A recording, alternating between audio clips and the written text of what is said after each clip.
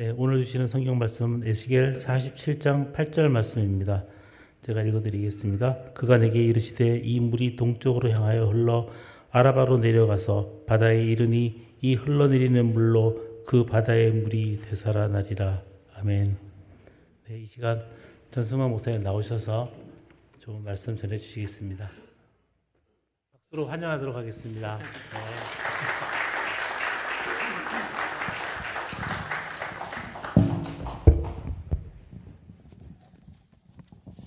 예, 장로님들 이 아침 뵙게 돼서 너무 반갑고 우리 교회 와주셔서 진심으로 환영합니다. 박 장로님께 우리 부산노회 장로님들께서 모여가지고 수련회 하신다는 말씀을 듣고 제가 너무너무 기뻤습니다. 우리 장로님들이 기도하고 또 말씀 나누면 우리 부산노회 또 속한 교회들이 변화될 것이기 때문에 너무 기뻤습니다. 근데 더 기쁜 건 또 저를 또 강사로 불러준다 그래가지고 부담은 됐지만 더 기쁘고 감사했습니다. 그때 제 마음은 우리 장로님들이 이제 이번 모임은 다른 때와는 달리 조금 깊은 신학적인 내용들을 다룰 것이다. 그래서 저도 이번에 신학적인 부분에 좀 치중을 해서 준비를 했고, 그러다 보니까 그때 장로님이 시간은 말씀 안 하셔갖고 신학 포럼, 신학 세미나는 보통 한 2시간 정도를 하거든요. 그래서 제가 오전에 강의를 하고 오후에 안미 장로님이 하시나 보다 하고 생각을 하고 있었는데, 제가 지난주에 기도원 갔다가 어제 와보니까 박 장로님이 그제서야 시간표를 보내주셨는데 보니까 50분이었어요. 그래서 강의는 2시간을 준비를 했는데 50분 허락을 받았고 지금 벌써 18분이 지나가가지고 목사들이 제일 못하는 게 뭐냐면은 덜어내는 거를 못합니다. 설교 길게 계속하는 거는 잘할 수 있는데 준비된 걸 이렇게 덜어내기가 쉽지는 않은데 그 어려운 일을 제가 오늘 한번 시도해 보도록 하겠습니다. 오늘은 제가 목사로서라기보다는 한 사람의 신학자로서 여러분들과 함께 깊은 신학적 토론을 좀 주제를 갖고 이야기하려고 합니다. 그러다 보니까 조금 깊은 내용이 있을 수도 있고요. 또 한편으로는 조금 레디컬한 다소 급진적인 내용이 있을 수도 있습니다만은 오늘은 설교가 아니니까, 그리고 저를 목사로 보지 마시고 한 사람의 신학자로 좀 보시고 넓은 마음으로 이해해 주시면 좋을 것 같습니다. 김흥호 목사님이 이런 말씀 하셨죠. 신앙은 깊이 생각해서 높이 사는 것이다. 다시요, 신앙은 깊이 생각하고 그렇게 높게 사는 거죠. 우리가 높은 고상한 삶을 살려면 깊이 생각해야 하는 것입니다. 이것이 바로 신학의 중요성이죠. 오늘 우리 장로님들과 함께 좀 더 깊은 신앙의 세계로, 신학의 세계로 한번 들어가 보려고 합니다. 여러분 실리콘밸리 아시죠? 그 실리콘밸리 요즘에 유행이 바뀌고 있다고 합니다. 오늘 여러분들과 함께 나눌 화두가 리바이탈라이징인데요. 30여 년 전만 해도 실리콘밸리의 주류를 이뤘던 것은 창업이죠. 이른바 벤처 기업이었어요. 근데 요즘에는요, 이미 많은 기업들이 생겨났잖아요. 그러다 보니까 어떤 현상이 나타나느냐, 새롭게 창업을 하기보다는 이미 있는 기업들을 사가지고 그것을 리바이탈라이징 하는 거예요. 즉 새롭게 하는 거예요. 트렌드가 바뀐 거죠. 근데 사실은 그냥 너무 자연스러운 거죠. 왜? 30년 전에는 기업이 없었으니까 벤처 기업들이 뛰어들어서 창업을 했을 거고, 지금은 이미 많은 기업들이 생겨난 상태이다 보니까 그 이미 있는 존재하는 기업들을 새롭게 하는 그런 일들이 일어나고 있는 거죠. 이른바 리바이탈라이징입니다. 병원에 가면 바이탈을 잰다고 하죠. 한의원에 가면은 맥박을 잰다고 합니다. 여러분 지금 한번 맥박을 한번 재보시겠습니까? 맥을 한번 짚어보시겠습니까? 다들 한의학을 하셔가지고 손을 짚으시는데, 여러분 잘 뛰고 있습니까? 잘 뛰는 맥을 활맥이라고 하고요. 잘 안 뛰는 맥을 허맥이라고 그럽니다. 그럼 어떤 맥이세요? 혹시 지금 맥을 짚어보니 허맥이신 분들은 지금 강의를 들으실 게 아니라 병원을 가셔야 되고, 네. 그럼 한 가지 더 여쭤보겠습니다. 여러분들의 교회는 어떻습니까? 맥이 잘 뛰고 있습니까? 바이탈이 어떻습니까? 아니면 허맥입니까? 지금 우리의 화두는 뭐냐면 100년 전만 해도 우리 선조들의 화두는 교회를 세우는 것이죠. 교회가 없으니까요. 그러나 우리도 지금 현재로서는 마치 저 실리콘밸리처럼 교회들이 있는데 맥이 잘 뛰지 않는 거죠. 그래서 지금 우리 화두는 뭐냐면, 저와 여러분들의 이 시대의 우리의 화두는 뭐냐면, 우리가 섬기고 있는 교회, 그 교회의 맥이 다시 뛰도록 하는 그 리바이탈라이징, 이게 바로 우리에게 주어진 소명이고 화두인 것입니다. 그래서 저는 오늘 바로 이 리바이탈라이징 처치에 대해서, 또 우리 자신들 리바이탈라이징 엘더스, 우리 장로님들, 우리 목사님들이 다시 맥이 뛰는, 허맥이 아주 잘 뛰는, 활맥이 되는 그 비결이 무엇인가를 함께 이야기 나누려고 그럽니다. 크게 아웃라인을 이렇게 좀 잡아봤습니다. 두 개인데요. 텍스트와 컨텍스트입니다.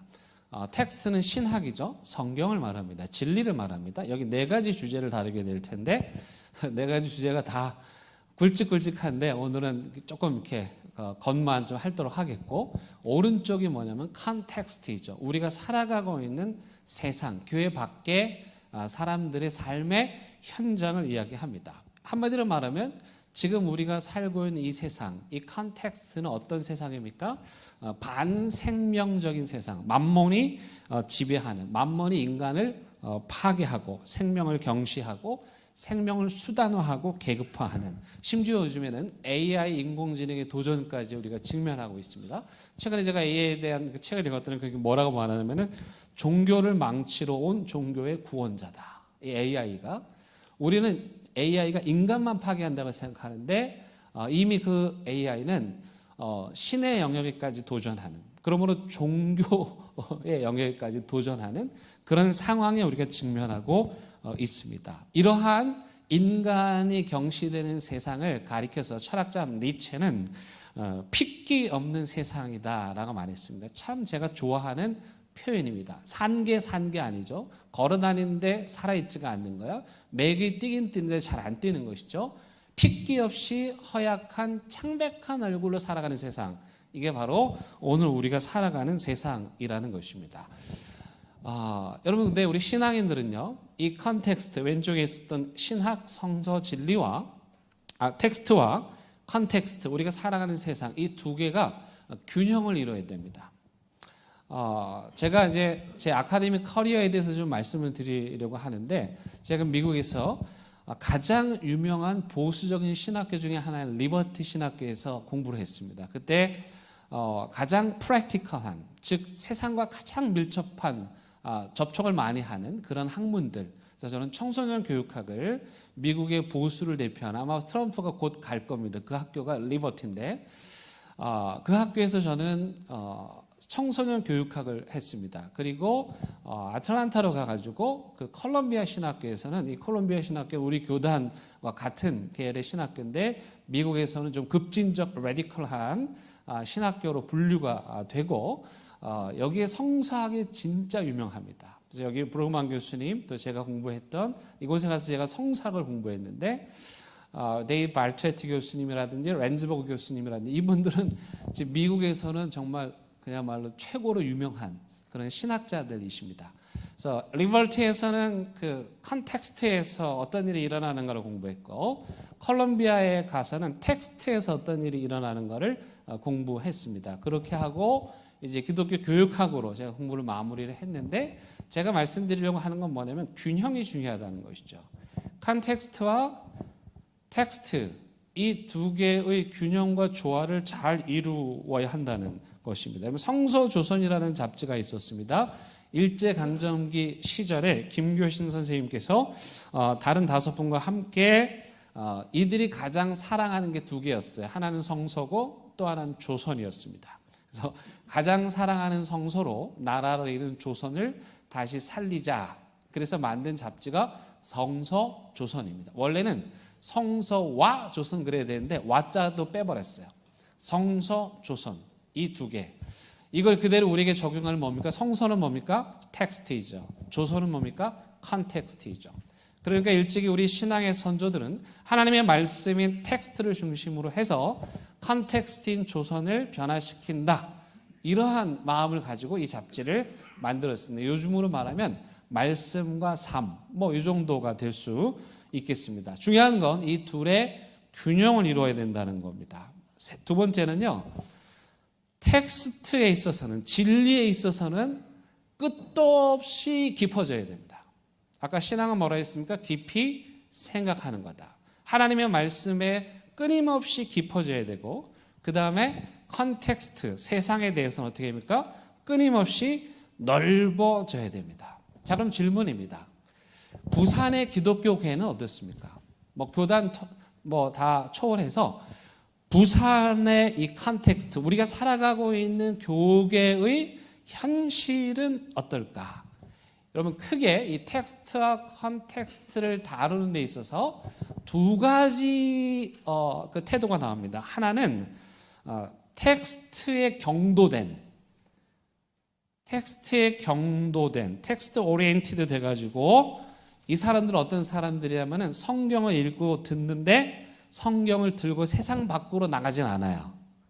성경을 교회 안에만 가지고 있어요.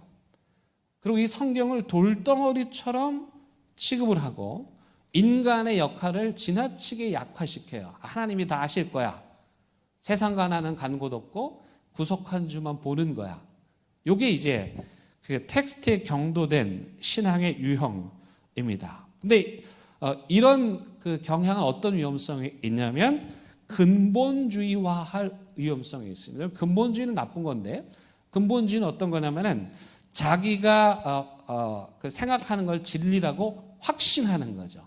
그리고 맹신하는 거예요. 신약에서 대표적인 게 뭡니까? 바울을 끊임없이 괴롭혔던 할례 문제 같은 경우가 그러죠. 할례는 진리가 아닌데 그들이 할례가 마치 진리인 것처럼 여기고 그 할례로 사람들을 죽이는 일을 했죠. 그러니까 진리가 사람을 죽이는 어이없는 일이 일어난 거죠. 그러므로 텍스트에 오리엔티드 될 때 이런 근본주의화할 우려가 있다. 근본주의는 어떤 특징을 갖고 있냐면 분리주의와 문자주의입니다. 분리주의는 뭐냐면 세상과 분리되는 거예요. 세상 그러면 가려고 하지 않는 거죠. 그 다음에 성경을 문자적으로 해석합니다. 그들이 말하는 걸 들어보면 다 돌덩어리입니다. 왜 그렇습니까? 불안한 거죠. 성근 어설픈 진리를 마치 전부인 것처럼 붙잡고 평생 동안 살아가는 거, 어린아이처럼.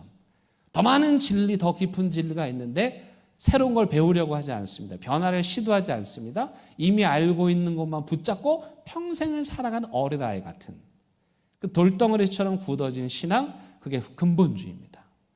반면에 컨텍스트에 오리엔트된 교회도 있습니다. 이들은 너무 열정이 지나친 나머지 성서 없이 세상에 뛰어듭니다. 성서 없이 세상에 뛰어들어서 뭐 구원하고 막 봉사하고 치유하고 회복하는데, 문제는 뭐냐면 이들이 인간의 역할을 너무 지나치게 강조하고 의존하는 거죠. 결국 인간의 힘으로는 그런 일들을 오래 할 수가 없고 결국 중도에 지쳐서 포기하게 됩니다. 이들이 빠질 우려는 뭐냐면은 세속화이죠. 진리를 상대화하고 세상의 것들을 무조건적으로 수용하게 되는. 질문입니다. 옳고 그름은 없고 여러분들이 한번 말씀해 주시기 바랍니다. 부산의 기독교의 현주소는 어느 쪽입니까? 밸런스가 잘 맞습니까? 아니면 어느 한쪽이 치우쳐 있습니까? 자, 텍스트에 오리엔티드 된 것 같다. 한번 손 들어봐 주시겠습니까? 근본주의화 되어 있다. 이게 옳고 그름이 아닙니다. 두 번째는 컨텍스트에 좀 가까운 것 같다. 한번 손 들어봐 주시기 바랍니다. 네. 뭐 여러분들의 생각입니다만은 어쨌든 이 현실을 인식하는 게 되게 중요합니다. 그래야 우리가 균형 감각을 갖기 때문에 그렇습니다. 텍스트가 약화되거나 또 텍스트만 붙잡고 컨텍스트에 나가지 못하거나 하는 그런 오류에서 벗어나려면 여러분들이 교회가 어디에 처해 있는지를 여러분들이 인식하는 것이 매우 중요합니다. 거기서부터 시작이 되는 거죠. 한스 퀸이라고 하는 신학자가 이렇게 말했습니다. 앞으로 형식상의 종교는 이 지구상에서 다 사라지게 될 거다. 이 사람이 티빙겐 대학 교수를 은퇴하면서 한 말인데, 형식만 남은 껍데기 종교는 이 세상에서 다 사라지게 될 거다. 즉 영성이 없는 종교 행위, 그 종교 행위만 남은 것들은 이 세상에서 다 사라지게 된다. 실제 어떤 일이 일어나고 있습니까? 우리나라의 가나안 현상을 일찍이 한스킹 교수님이 예언한 것이죠. 영성이 없는 껍데기만 남은 그런 종교, 교단, 교파를 떠나는 사람들. 그래서 그 사람들은 껍데기 종교는 없는데 영성을 있는. 여러분 가나안 성도들이 예수 안 믿는 거 아닙니다. 기도 안 하는 거 아닙니다. 성경 안 읽는 거 아닙니다. 껍데기를 떠났을 뿐이지 그 내면의 하나님을 향한 영성은요 누구보다도 뜨겁습니다. 그래서 오늘날 현실이 아이러니하게도 영성이 없는 종교도 있고 종교가 없는 그런 영성을 추구하는 사람들이 생겨난 시대가 되었습니다. 요한복음 5장에 가면은 거기 베데스다와 양문 사건이 나옵니다. 여러분 베데스다 이야기 아시죠? 우물가에 사람들이 거적대기를 깔고 누워 있습니다. 왜 무엇 때문입니까? 혹시 아까 맥이 잘 안 뛰신 분들은 베데스다를 가보시면 됩니다. 거기서 달리기를 잘해야 돼요. 중요한 거는.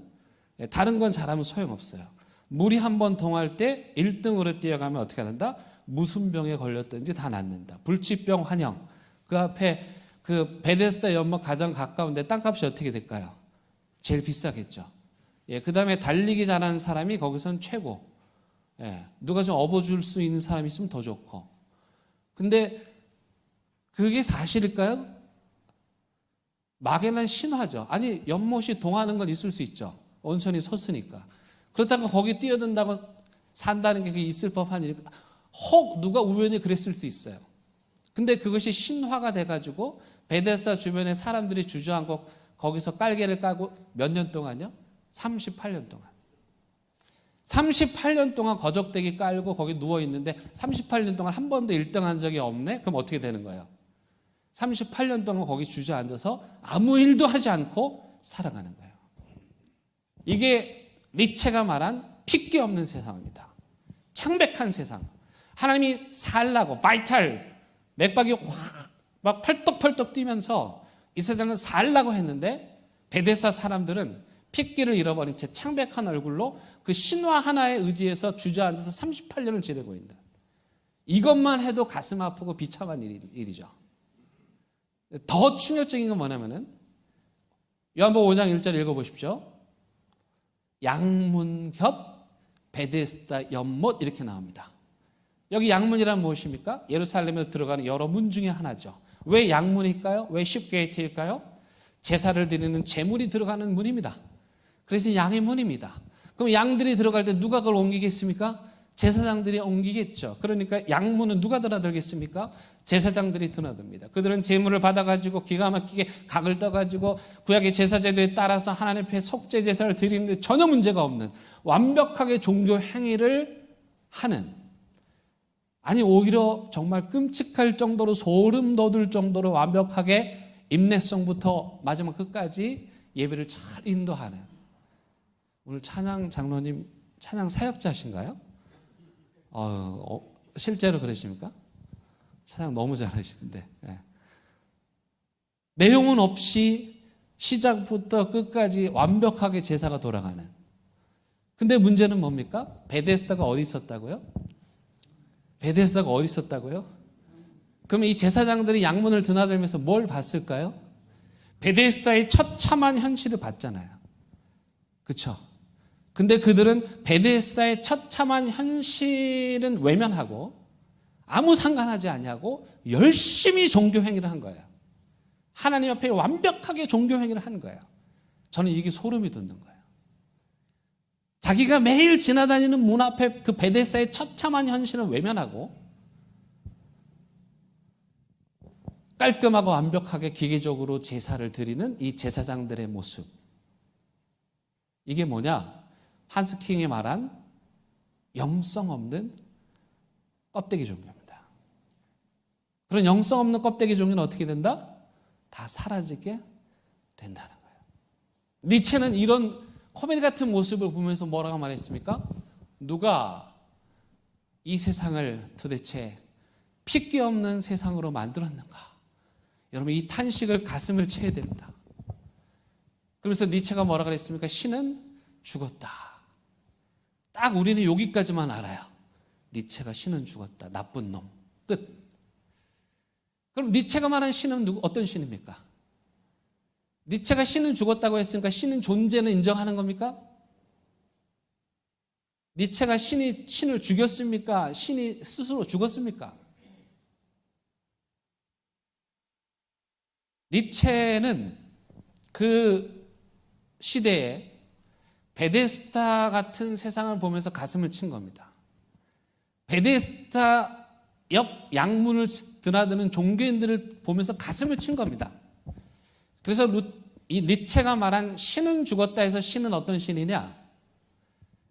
베데스의 사람들이 고통당하는데 눈 하나 깜짝하지 아니하고 양문을 매일 지나다니면서 예배를 완벽하게 드리는 그들이 믿는 하나님, 그 신은 죽었다.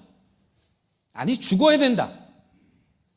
그 다음 베데스다 연못에서 그 38년 동안의 그 거짓 신화에 사로잡혀서 인생을 주저앉아서 평생 거적대기에 의지하며 냄새나는 그 자리에 살고 있는 핏기 없는 영혼 없는 창백한 사람들, 그들이 믿는 그 신, 그 신은 죽어야 된다. 그 가짜 신들은 다 죽었다.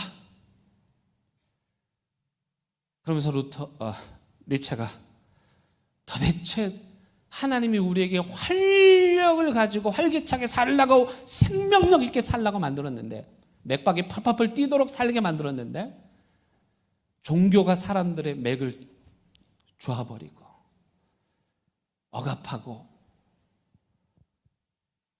뛰어다니면서 살아야 될 사람들을 거적되게 38년 누워있게 만들고, 그런 신은 죽어야 된다. 그 말이죠. 지금까지가 서론인데 38분이네요. 두 개 할 겁니다. 두 개 카테고리. 왼쪽에 텍스트 얘기할 거고, 그 다음에 컨텍스트 얘기할 겁니다. 우리 텍스트 얘기 좀 하겠습니다.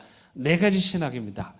첫 번째는 하나님 나라의 신학. 하나님 나라가 뭔지는 말씀드리지 않겠습니다. 장로님들 수준이면 다 아실 테니까. 예수님의 중심 사역이었고, 예수님의 중심 선포 메시지였고, 주기도문의 중심이었고, 근데 월터 브루만 교수님, 제가 존경하는 월터 브루만 콜로메 신학교 교수님, 구약학의 대가이신데, 이분은 글을 쓰면은 단어를 만들어요. 자기가 생각하는 단어가 이 세상에 없어. 책이 너무 어려워요. 어마어마하게 천재적인 신학자입니다. 그분이 우리나라 말로도 번역된 책이 많으니까 꼭 한번 읽어보시기 바랍니다. 그중에 예언자적 상상력은 장로님들이라면 기본적으로 읽어보셔야 됩니다. 뒤에 책 목록이 있으니까 보시면 되겠고요. 너무너무 중요한 책인데, 이 책에서 월터 브루만 교수님이 이렇게 말합니다. 하나님 나라 이렇게 정의합니다. 우리 같이 한번 읽어보면 좋겠습니다. 시작. 지금 우리가 사는 이 땅에 믿음과 순종으로 만드는 공동체, 어떤 공동체냐면 생명 공동체입니다. 여러분, 이분의 성함이 월터 브루그만인데요. 세계적으로 유명한 신학자들은 다 이름이 만으로 끝납니다. 불투만, 몰투만, 부르그만, 한국에는 죄송합니다. 웃으시라고. 제가 어릴 때 이름이 원래는 승훈이었어요. 근데 우리 이모님들은 제가 지금 가도 승훈아 하니까 이제 우리 아이들이 커가지고 신기한 거야. 우리 아빠 이름이 승만인데 왜 할머니는 승훈이라고 불러요? 우리 어릴 때 그렇게 불러가지고, 그러니까 저희 부모님한테 따지는 거예요. 왜 우리 아빠 이름이 승훈이가 더 멋있는데 승만이라고 바꿨냐고. 지금 생각해보니까 우리 부모님께서 저를 세계적인 신학자의 반열에 올려주시기 위해서 불투만, 몰투만, 부르그만, 전승만 그러지 않았나, 이렇게 위로를 해봅니다. 여러분, 여기에 이 부르그만 교수님이 하나님 나라의 특징을 세 가지를 말하는데, 대조, 대항, 대안입니다. 하나님 나라라면 이 세 가지를 한다는 거예요. 자, 첫 번째는 하나님 나라는 특징적으로 대조죠. 대조는 뭐죠? 빨간색과 파란색 또는 흰색과 검은색, 대조로 이루는 거죠. 완벽하게 대조를 이루는 거야. 하나님의 나라는요, 세상과 자연스럽게 대조를 이룬다는 거예요. 자, 세상은 어땠습니까? 사람을 이용하고 함부로 하고 인권을, 존엄을 짓밟잖아요. 근데 하나님의 나라는 그럼 거기에 대조적으로 어떻게 되겠죠? 사람을 존중하고 사람을 귀하게 여기는 거죠. 제가 좋아하는 글이에요. 이 글이 칠판 그림이어서 조금 디자인이 돼서 그런데, 저는 이 자체 칠판에 백목으로 쓴 이 글자의 내용을 참 좋아하는데 글자도 좋아하고 여기 보면 이렇게 되어 있습니다. People are made to be loved. 사람은 사랑받기 위해 만들어졌고 things are made to be used. 물건들, 사물들은 사용되기 위해서 만들어졌다. 그런데 the confusion in this world. 이 세상의 혼란스러운 이유는 is that 뭡니까? People are used. 사람들은 사용이 되고 things are loved. 사물들, 물건들은 사랑을 받는. 하나님은 사람이 사랑받도록 지었고 백화점의 명품은 사용되도록 지었는데 이 세상에 이토록 혼란스러운 이유는 백화점의 명품은 사랑받고 하나님의 고귀한 형상들에 지음받은 사람들은 사용이 되는, 이게 아이러니인 거죠. 그러므로 하나님의 나라인 교회는 어떻게 됩니까? 사람을 귀하게 해요. 물건을 사랑하면 안 되고 사람을 사랑해야 돼요. 예수님께서 오병이의 기적을 베푸십니다. 사복음서 공통적으로 나옵니다. 거기 꼭 가서 보시면 공통적으로 나오는 표현이 있습니다. 예수께서 무리를 보시고 앉히사. 그때 당시 가난한 사람들은요, 앉아서 밥 먹을 수 없었습니다. 뛰어다니면서 밥을 먹었습니다. 노예들이 앉아서 밥을 먹을 수 없었습니다. 식탁에서 앉아서 막을 먹을 수 없었습니다. 그런데 예수님께서는 그들에게 밥을 먹여주신 게 중요한 게 아니고, 얘들아, 너희들이 인간이다. 앉아서 밥 먹어. 그들을 존중해 주십니다. 예수님을 믿으면 사람을 존중하게 됩니다. 저는 그가 예수가 있나 없나를 이렇게 딱 구분합니다. 사람을 무시하고 갑질하고 함부로 하면 저분이 예수 안 믿는구나. 예수를 믿으면 하나님의 형상대로 지음받은 사람을 존중할 수밖에 없습니다. 두 번째, 하나님 나라의 특징은 대항입니다. 세상이 악하기 때문에 그 악한 세상의 그 악한 일들에 대하여서는 믿음으로 담대하게 대항하는 것이죠. 출애굽기에 보면 십부라 부하가 대제국 이집트의 명령을 거역하고 아기들을 살려냅니다. 이 산파들이 도대체 무슨 배짱이 있어서 이렇게 할 수 있었을까? 하나님이 있으니까. 생명을 죽이라고 하는 그 말도 되지 않는 제국의 명령을 들을 수 없었던 거죠. 목숨을 걸고 거기에 저항합니다. 여러분, 히브리서 11장에 보면은 히브리서의 저자가 이 십부라와 부하를 믿음의 인물들의 반열에서 빠뜨렸는데 저는 이분들이 들어가야 된다고 생각합니다. 이분들의 순종과 이분들의 저항으로 말미암아서 대제국 이집트의 시스템이 마비되고 붕괴되었습니다. 다니엘도 마찬가지입니다. 기도하지 말라는 두라 평제 우상에게 고개를 숙이라고 하는 그 바벨론 대제국에 대항하여 맞섭니다. 여러분, 이게 다니엘의 사작으로 상상한 그림입니다. 여러분도 어떻게 생각하십니까? 사자들이 떨고 있습니까? 다니엘이 떨고 있습니까? 예, 이 작가가 참 잘 표현했어요. 다니엘이 떠는 게 아닙니다. 사자들이 떱니다. 그래서 이 그림의 제목이 뭡니까? 다니엘이 사자들을 향해서 이렇게 말합니다. 눈 까라. 눈 까라. 하나님 믿는 사람들은 그런 것이죠. 이 세상에 인간의 존엄을 짓밟고 파괴하는 악에 대하여서는 눈 까라. 그렇게 믿음으로 저항할 수 있어야 돼요. 근데 거기서 끝나면 안 되고요. 기독교는, 하나님 나라는 이 시대에 대안을 제시해 줘야 됩니다. 그럼 우리 어떻게 살아야 됩니까? 라는 물음에 우린 답을 주어야 합니다. 부살렐과 오홀리압이라는 사람이 있었습니다. 출애굽기 35장에 나오는데 이들은 건축가입니다. 그 시대 최고의 건축가인데, 근데 문제는 성막을 한 번도 만들어 본 적이 없습니다. 그때 하나님께서 그들에게 성령을 충만하게 부으셔서 대안을 주십니다. 그들이 해보지 않았던, 만들어보지 않았던 성막을 만들 수 있는 지혜를 주십니다. 그게 뭡니까? 성령의 지혜이죠. 저는 이것을 spiritual imagination이라고 말합니다. 이 브록만 교수님이 가장 중요하게 생각하는 게 바로 이 영적인 상상력입니다. 여러분, 성령으로 충만해서 영적인 상상력으로 이 세상을 바라보면 문제의 답이 보이는 거예요. 해결될 수 있도록 하나님께서 길을 보여주시는 것이죠. 여러분, 다윗이 골리앗을 쓰러뜨렸습니다. 비결이 무엇이었습니까? 비결이 무엇이었습니까? 이 땅돌 돌리는 실력은 이미 익숙해 있었습니다. 그건 기본이고, 그가 무엇을 보았습니까?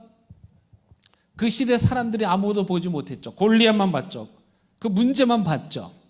그러나 다윗은 spiritual imagination, 영적인 상상력으로 골리앗을 바라봤더니 남들이 보지 못하는 그 미간 사이, 그 투구에 작게 뚫려 있는 그 눈의 그 미간을 정확하게 보고 실력을 가지고 그를 쓰러뜨릴 수 있었죠. 여러분, 교회는 무엇을 해야 됩니까? 우리 장로님들 뭐 하셔야 됩니까? 교회에 어려운 문제들이 있고 세상에 어려운 문제들이 있을 때 성령으로 충만해서 남들이 보지 못하는 해결책을 보셔야 되는 거죠. Spiritual imagination, 영적인 상상력을 가지고 하나님께서 보여주시는 해답들을 찾아가셔야 하는 겁니다. 이게 바로 하나님의 나라 신학입니다. 두 번째, 성육신의 신학입니다. 성육신은 한마디로 말하면 내려가는 겁니다. 그리고 내려가서 다시 올라가는 것입니다. 여러분, 누가복음 10장에 보면은 거기에 그 선한 사마리아인의 비유가 나오죠. 선한 사마리아인이 원래 어디에 탔습니까? 나귀에 타고 있었습니다. 나귀는 요즘으로 말하면 벤츠입니다. 벤츠. 엄청나게 위치적으로 높은 곳이죠. 땅바닥에 걷는 것과 나귀는 다릅니다. 높은 위치에 있었는데 그가 내려왔습니다. 땅바닥으로 내려왔고 거기서 끝나지 않고 어떻게 강도 만난 자의 땅바닥에 엎드려서 그를 보는 것이죠. 이게 뭡니까? 예수님의 겸손입니다. 예수님의 성육신입니다. 나귀는 어떤 곳입니까? 우리의 안전을 담보하는 곳입니다. 우리의 지위를 드러내주는 곳입니다. 우리가 거기 앉아있기만 하면 사람들이 우리를 우러러봅니다. 대형교회 담임 목사님이시네? 아이고, 어느 교회 장로님이시네? 그게 우리의 자리이죠. 그런데 예수님의 겸손이란 무엇입니까? 성육신이라는 무엇입니까? 우리의 안전을 담보해주고 권위를 담보해주는 그 자리에서 어떻게 해요? 내려가는 거. 이게 성육신입니다. 예수님은 어디까지 내려가셨습니까? 예수님은 이 세상에 내려오셨습니다. 그리고 요단강까지 내려가셨습니다. 여러분, 예수님이 요단강에서 세례를 받으셨습니다. 세례는 누가 받는 것입니까? 죄 있는 사람이 받는 건데 예수님은 죄 있으십니까? 없는데 왜 받으셨습니까? 어떤 신학자가 이렇게 말했습니다. 예수님이 요단강에서 세례를 받으신 이유는 죄를 씻으시기 위함이 아니라 죄를 뒤집어 쓰시기 위함이었다. 그 시대에 수많은 사람들이 요단강에서 세례를 받았습니다. 그리고 그의 죄가 다 씻어졌습니다. 요단강에는 그 시대에 수많은 사람들의 죄가 둥둥 떠다니고 있었죠. 그러므로 영적으로 보면 요단강은 인간들의 죄가 둥둥 떠다니는 강이었죠. 더러운 강이었죠. 근데 예수님께서 거기에 깨끗하고 거룩한 흰 옷 입은 그분이 몸을 담그시니까 어떻게 됩니까? 그 인간들이 쏟아넣은 모든 죄가 예수님에게 다 묻는 거예요. 예수님이 요단강에 죄를 씻기 위해서 당기신 게 아니라 죄를 뒤집어 쓰시기 위해서 내려가신 거예요. 사도신경은 맨날 고백하죠. 거기 뭐라고 말합니까? He descended into hell. 헬이 무슨 뜻입니까? 지옥이 아닙니까? 번역하기 부담스러워서 우리 대충 뭉뚱그려서 번역했지만 사도신경에 매번 우리가 고백하는 거, 우리 예수님 지옥까지 내려간다. 근데 우리는 지옥 같은 데 안 내려가려고 그래. 예수님은 믿는다고 하는데 세상에 발을 안 담으려고 그래.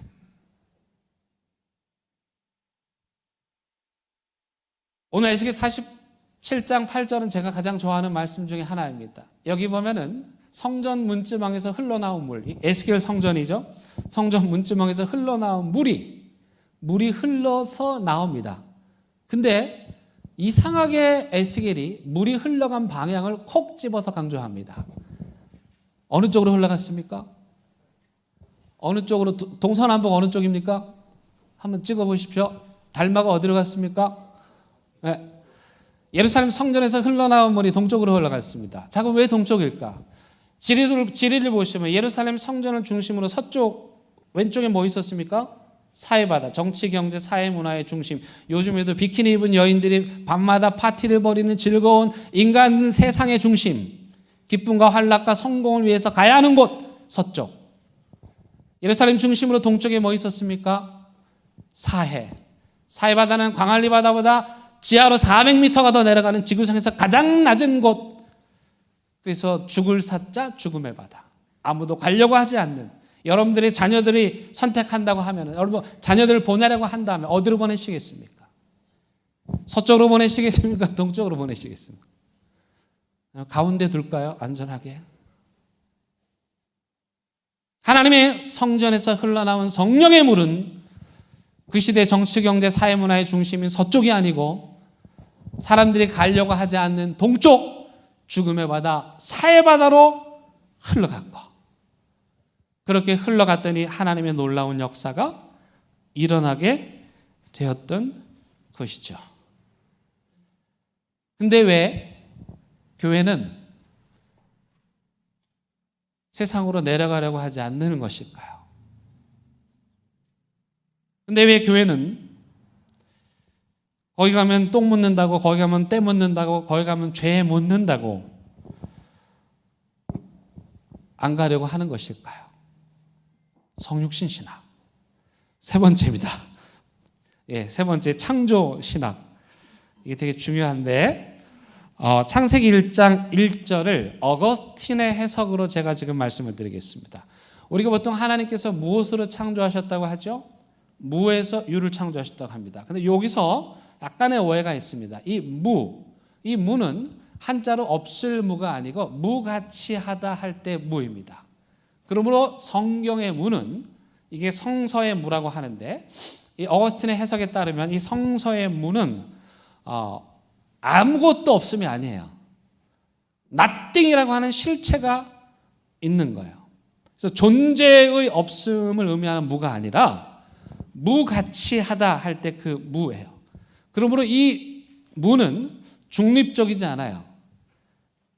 창세기 1장 2절에 보면 땅이 혼돈하고 공허하다. 이 혼돈과 공허를 히브리어로 토후와 버흐라고 하는데, 이건 뭐냐면 영어로 formless, 그 다음에 void, 형태가 없고 그 다음에 텅 비어 있다, 그런 뜻입니다.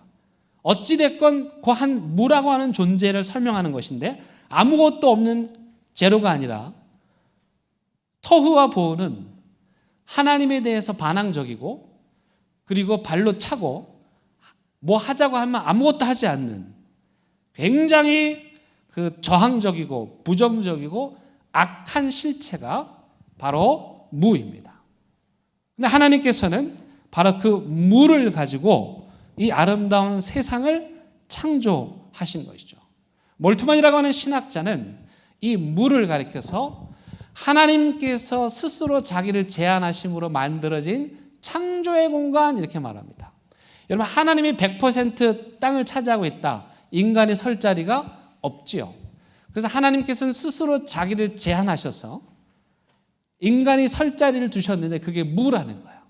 근데 그 무가, 하나님께서 무한한 자유를 주셨는데 그 무가 어떻게 합니까? 하나님을 거역하고 발길질하고 발로 차고 안 한다고 하는, 그게 바로 nothing. 하나님께서 창조하신 창조의 진료인 거예요. 그러므로 하나님의 창조는 그냥 마술처럼 아무것도 없는데 뿅 하면 비둘기가 나타나는 게 아니라, 하나님은 nothing이라고 하는 대단히 부정적이고 저항적이고 반역적이고 죄악적인 그 nothing이라고 하는 것을 재료로 해서 오늘날 기가 막히게 아름다운 이 세상을 만드셨다는 거죠. 그래서 이 하나님의 창조를 이렇게 번역할 수 있습니다. 한번 제가 읽어드릴게요. 하나님의 창조가 시작되기 전 우주는 혼돈과 기품이라고 하는 무질서 세력에 의해 지배되고 있었는데, 하나님의 명령에 의해 무질서 세력인 혼돈과 공허가 제압되어 아름다운 우주로 변화되었다. 이렇게 말할 수 있는 거예요. 그래서 하나님께서 하신 일은 뭐냐면, 거기 보면 하나님의 신이 수면 위에 운행하다 있죠. 이 운행하다라는 단어가 라하프입니다.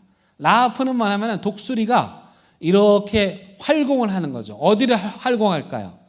자기 새끼 둥지가 있는 그 위를 활공하면서 자기 새끼의 모든 것을 보고, 누가 오면 막아주고 필요하면 도와주는, 이게 라하프죠. 하나님의 신이 수면 위에 운행했다. 이 말은 혼돈과 공허와 같은 그 존재, 악하고 반항적인 그 존재를 그 위에서 사랑으로 돌보셨다는 뜻입니다.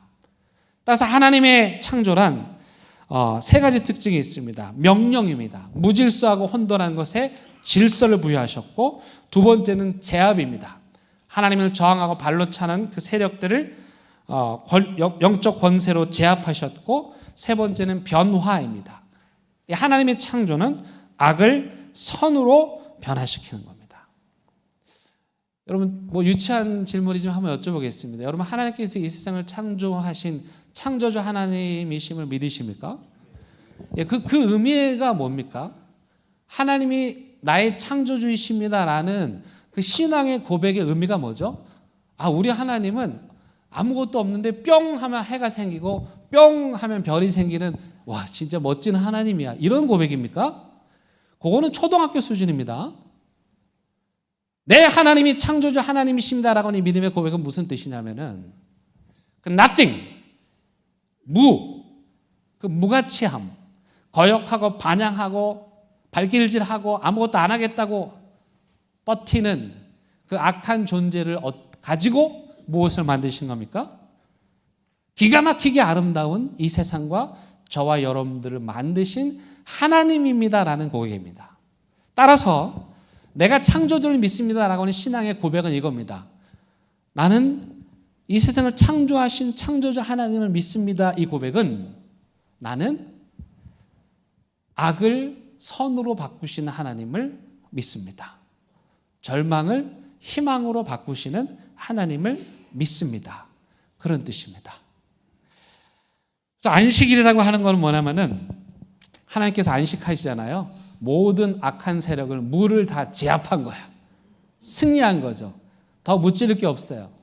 여러분, 그 맹수들이 우글거리는 곳에서 혼자 배 깔고 낮잠 잘 수 있는 동물이 딱 하나 있습니다. 뭡니까? 사자밖에 없죠.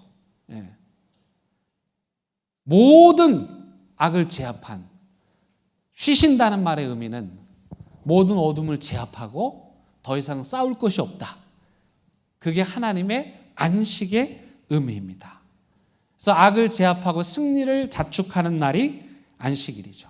신약에 와서는 그것이 부활절이 됐습니다.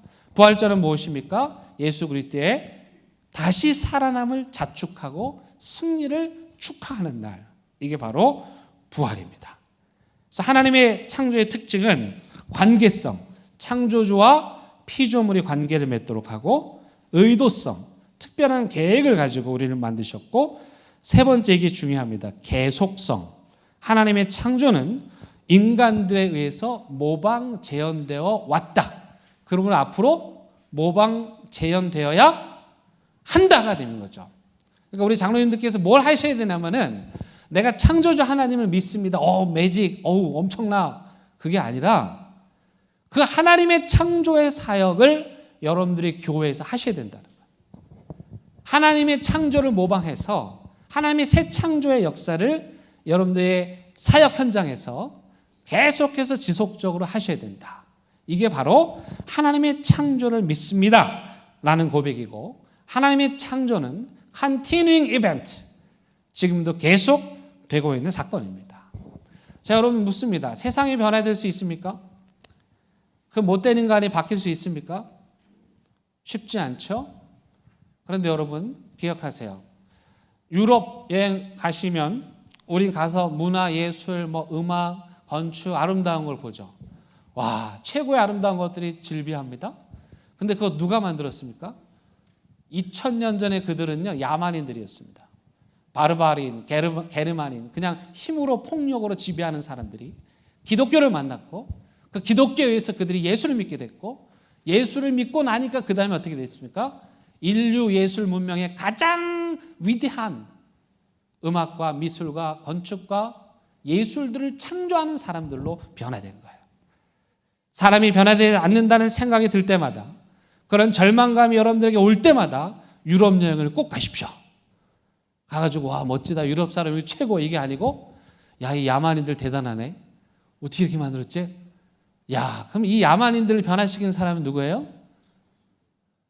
예수님께서 그들을 변화시킨 거죠.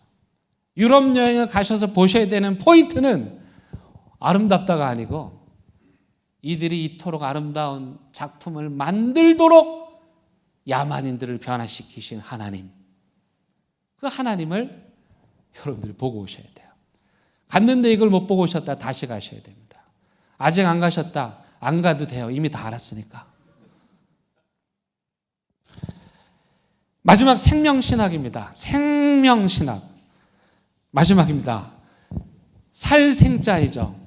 보통 목숨명이라고 하는데 이게 명령하다는 뜻도 있습니다. 자, 그래서 이건 두 번째 의미입니다. 성경의 의미는 생명은 한마디로 말하면 생에 대한 명령이다. 명령이에요. 명령. 어명이요. 생은 어명이에요. 하나님의 명령이에요.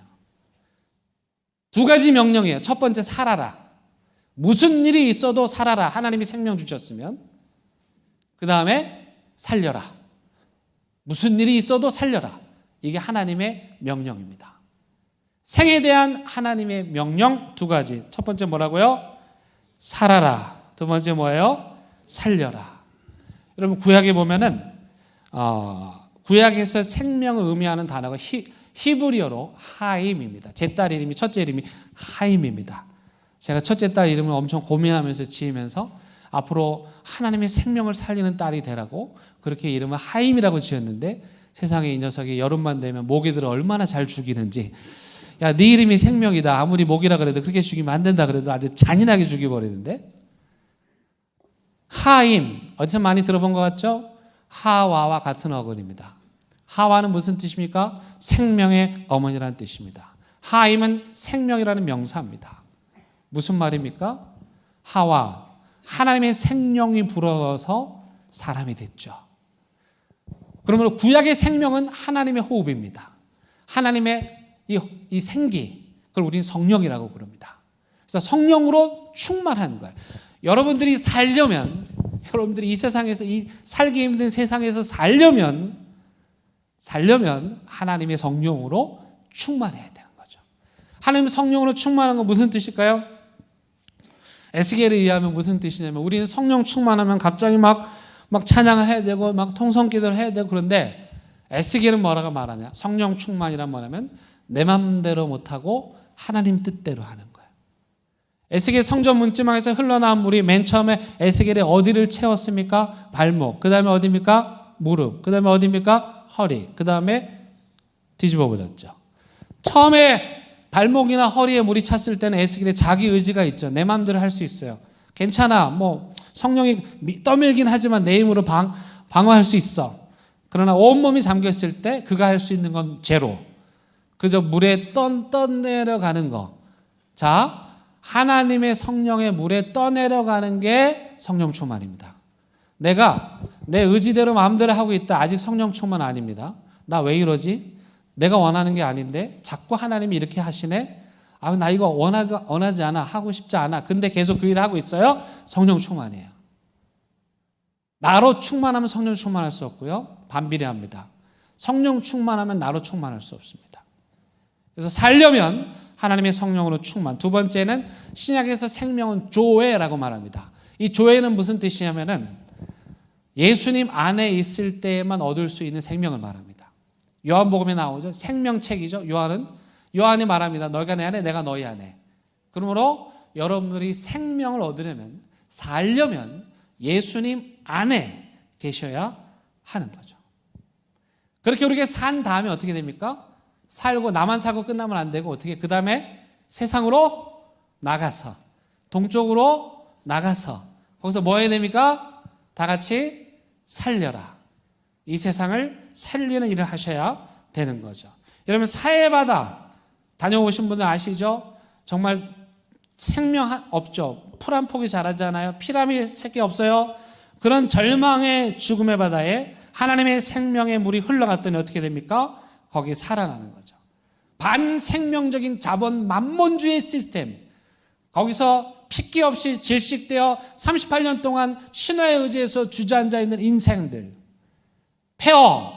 핏기 없이 창백한 세상, 그들을 살려내는 일, 그래서 사해바다에 물고기가 뛰어놀고 어부들이 그물을 치는 핏기 없는 세상에 하나님의 생명을 주는 일, 이게 바로 저와 여러분들이 해야 되는 일이죠. 저는 낙심될 때마다 이 말씀을 봅니다. 이스라엘 사람들은, 사해바다에 사는 사람들은 사해바다의 물고기에 뛰어논다는 이 말씀을 읽을 때마다 웃습니다. 웃기잖아요.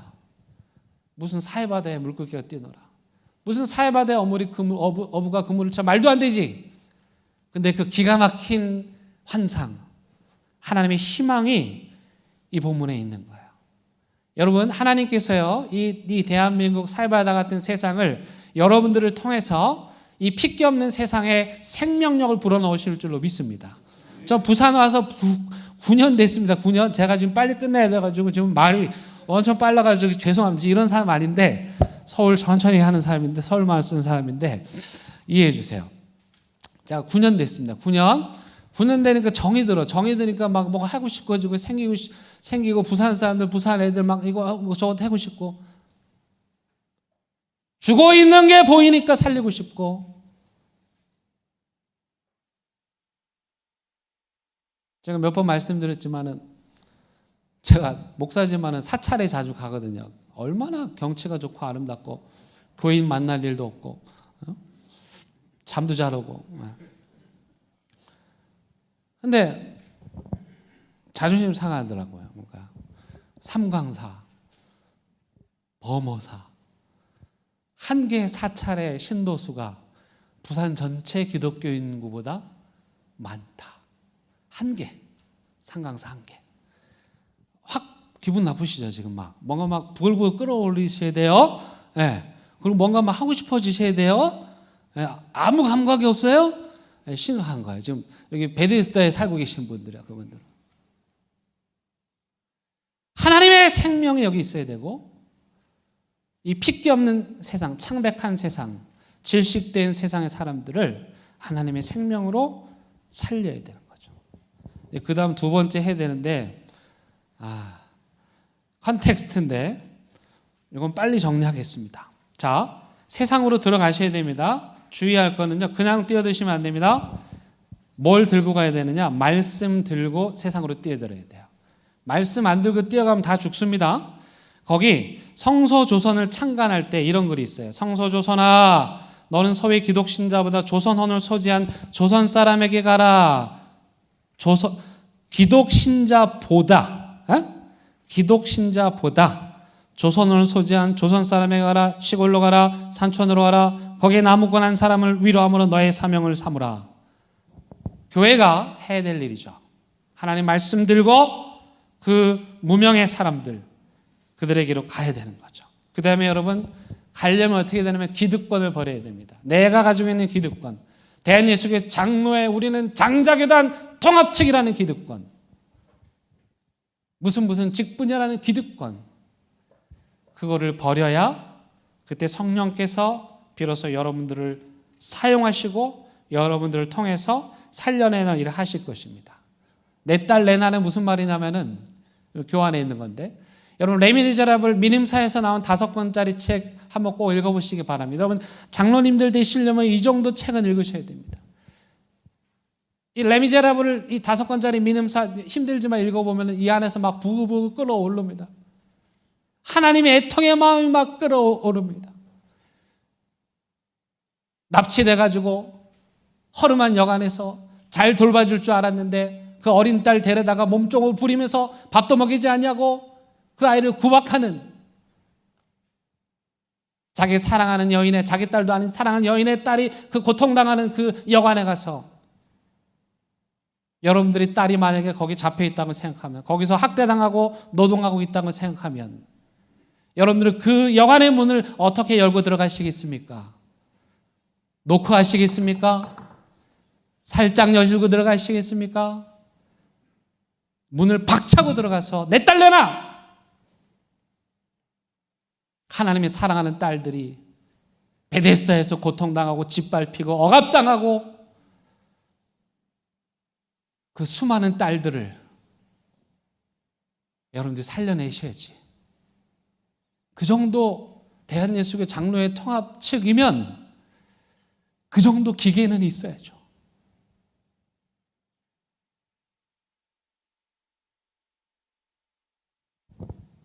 레미제라블을 꼭 추천드립니다.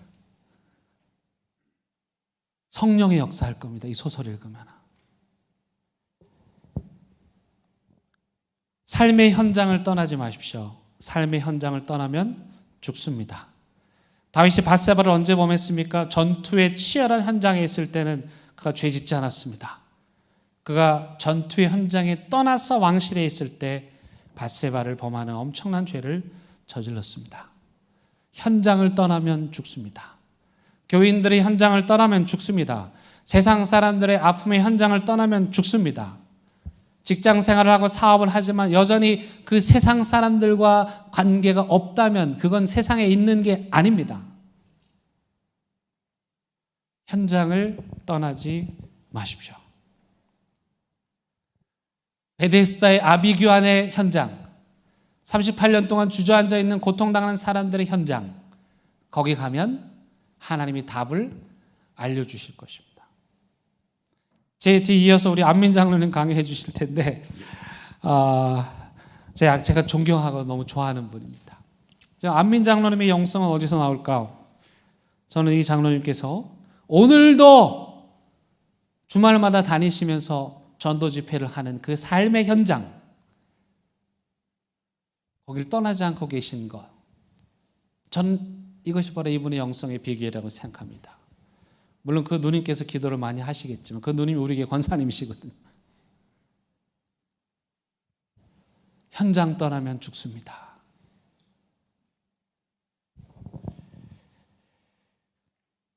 김교신 선생님 글 한번 읽고 마무리할까 합니다. 거기 보면 이런 글이 있습니다. 봄비 쏟아지던 날 새벽, 이 바위 틈의 얼음 덩어리도 드디어 풀리는 날이 왔다. 이 글 때문에 이 폐간되고 감옥 가거든요. 잘 보세요. 봄비 쏟아지던 날 새벽, 희망이죠. 조선의 독립이죠. 이 바위 틈의 얼음 덩어리도 드디어 풀리는 날이 왔다. 동사한 개구리 시체를 모아 그 베데스다 연못 같은 세상, 일제강점기에 얼어 죽은 수많은 조선 사람들, 장례도 치르지 못해서 그들의 장례를 치러주고 보니 깊은 물 아래 아직 두어 마리 기어간다. 아, 전멸은 면했나 보다. 기가 막힌 해악이 아닙니까? 일제가 우리를 다 죽였다고 전멸했다고 생각했는데 두어 마리 기어다닌다. 한국교회에 희망이 없다고 말하십니까? 두어 마리 아직 기어다니고 있습니다. 아직 전멸은 아닙니다. 희망이죠, 희망. 마지막으로 많은 얘기가 있는 이 사해바다에 들어가서 하는 일은요 되게 힘든 일입니다.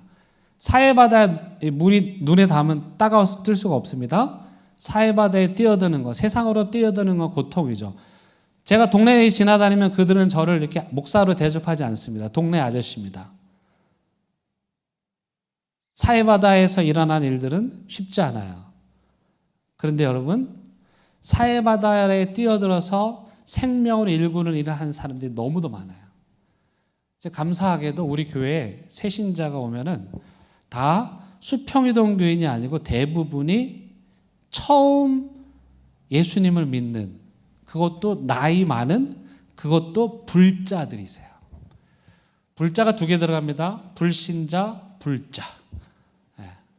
한 번은 이 어르신 집에 초대를 받았습니다. 이분이 이제 차를 내놓으셨는데 찻잔 예쁘게 놨는데, 아유 목사님, 제가 옛날에 평생 산이란 산 안 다녀본 곳이 없는데 거기서 제일 좋은 사찰에서 산 찻잔인데 목사님께 써도 되겠냐고. 아이 뭐 무슨 상관이 있겠느냐고, 괜찮다고, 이쁘기만 하다고. 그때 그분이 안돼 한숨을 내쉬며 이렇게 말했습니다. 아이고 주지스님 먼저 드십시오. 그런데 제가 주지스님 대접은 받았습니다. 사해바다에 뛰어들어서 그들의 생명을 살리는 일, 그게 교회고, 그래야 우리가 살고, 그래야 세상이 삽니다. 제가 여기 오기 전전 섬겼던 상가 9층의 교회, 길 가는 교회라고 있습니다. 너무 좋은 교회입니다. 한 작년 100명, 150명. 제 후배 하나가 너무 착해가지고 거의 예수님처럼 착한 애예요. 그래서 제가 저에게 불러가지고 같이 동역을 했습니다. 근데 어느 날 이 친구가 병원에 다녀오더니 심각한 표정으로 이야기하는 거예요. 간염이래요. 간염 치료하면 되지 뭐. 치료를 열심히 했는데 안 돼서 좀 이따 다시 병원 갔더니 간암으로 발전했대요. 아이고 어떡하나? 간암이니까 치료해야지. 그때는 색전술이라고 혈관으로 해갖고 암을 죽이는 거 했는데 소용이 없었어요. 3번인가를 하다가 결국에는 마지막 이거는 간 이식밖에 답이 없다. 그래가지고 그럼 누가 이식해 줄까 했는데 사모님께서 다행히 뭐가 맞아가지고 간 이식을 해주신 거죠. 그날 두 분이 같이 병원에 들어가서 한 사람의 간을 떼가지고 이 목사님에게 간을 이식을 했습니다. 다행히 수술이 잘 됐고 두 분 다 건강하게 살았습니다. 근데 얼마 안 돼서 또 청천벽력 같은 소식이 들려옵니다. 이 목사님이 암이 폐로 전이가 됐었다는 걸 몰랐던 거예요.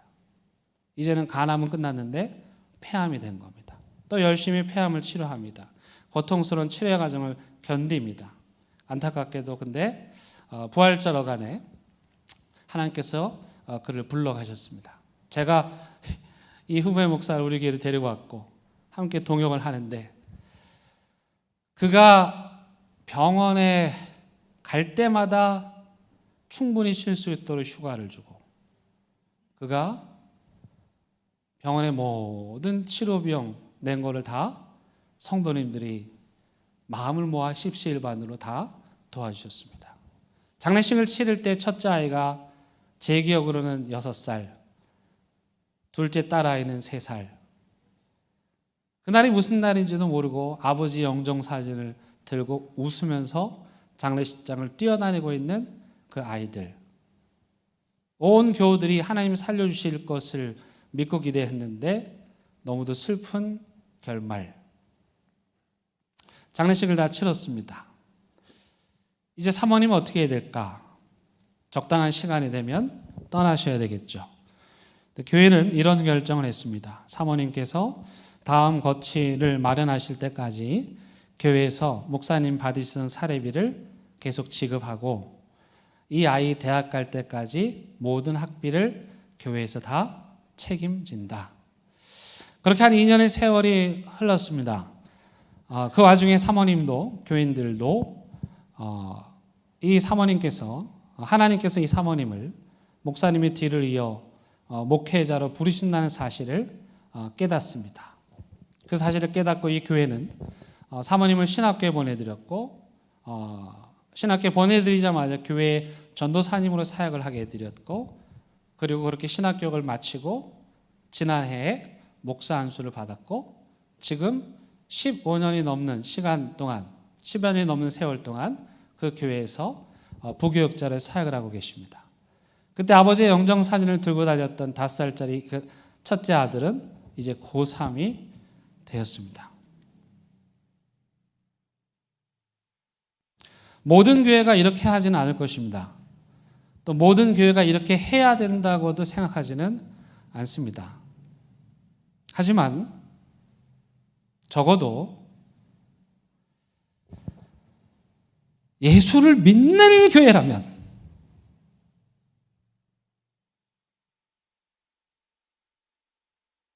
하나님의 창조와 그 성육신의 그 거룩한 삶을 생명을 주신 그 하나님을 믿는 교회고 장로고 목사라면 적어도 그 믿음의 결과는 제가 말씀드린 이 이야기보다 더 놀라워야 하지 않을까. 목사님 그거 아무것도 아니죠. 기본 아니에요. 다 그렇게 해요. 예수 믿으면 그런 거 아니에요?